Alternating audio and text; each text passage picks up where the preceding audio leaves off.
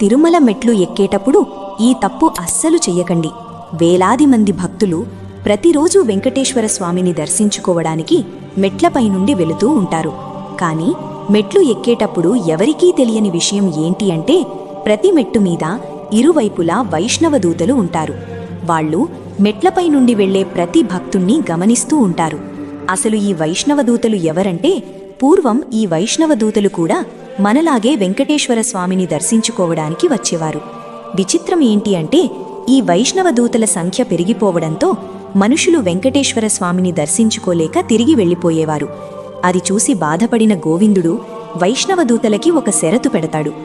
ఎవరైతే భక్తులు భక్తితో నా నామాన్ని కల్మసం లేకుండా స్మరించడం వింటారో ఆ వైష్ణవ దూతకి మాత్రమే నన్ను దర్శించుకోవడానికి అవకాశం లభిస్తుంది అని అంటాడు.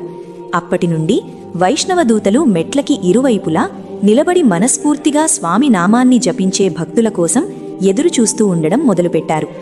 ఏ భక్తుడైతే మెట్లు ఎక్కినప్పుడు స్వామి నామాన్ని మనస్ఫూర్తిగా స్మరిస్తాడో అతని చుట్టూ వందలాది వైష్ణవ దూతలు చేరి అతన్ని జాగ్రత్త కాపాడుతూ స్వామివారి దర్శనం అయ్యేంతవరకు అతనితోనే ఉండి ఎటువంటి ఆటంకం రాకుండా చూసుకుని కొండ దిగాక మనస్ఫూర్తిగా ఆశీర్వదించి పంపిస్తారు.